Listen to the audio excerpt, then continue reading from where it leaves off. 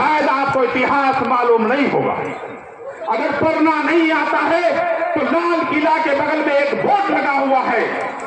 65,000 मुसलमानों ने जान गंवा करके इस देश को आजाद किया। 14,500 सिख भाइयों ने इस शहीद होकर के इस देश को आजाद किया। 8,500 दलित भाइयों ने शहीद होकर के इस देश को आजाद किया। इस देश का नक्शा को बिगड़ने नहीं देंगे नरेंद्र मोदी।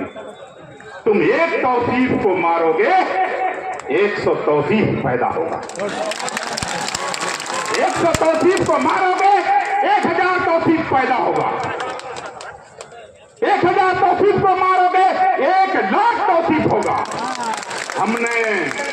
हमने हिटलर का भी नाम सुना था, हमने गद्दाफी का भी शासन देखा, हमने यजीद का भी नाम सुना है, हमने फिरौन का भी नाम सुना है। इसीलिए नरेंद्र मोदी जी इस कौम को डराने का कोशिश मत करो। ये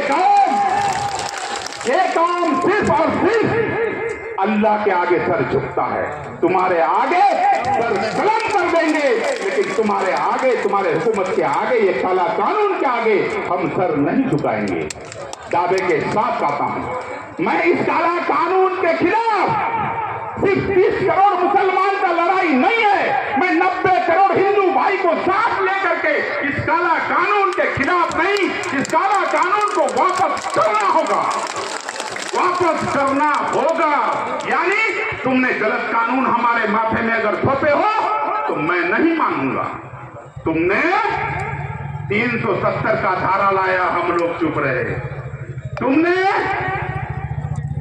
क्या का 3 तलाक का मामला लाया, हम चुप रहे। लेकिन इसका मतलब ये नहीं को छीनने का कोशिश कर रहे हो। कल इसलिए चुप नहीं रहना है भाइयों, कल चल के नहीं तो ये भी फैसला कर सकता है कि मुसलमानों मियां बीवी अलग रहो, तो ये कानून मानोगे क्या? इसीलिए ये तो शुरुआत है। मैं तो सुप्रीम कोर्ट का इंतजार कर रहा हूं, और सुप्रीम कोर्ट का जो अभी आ रहा है, बहुत अच्छा लाइन आ रहा है, इसलिए मैं चुप हूं।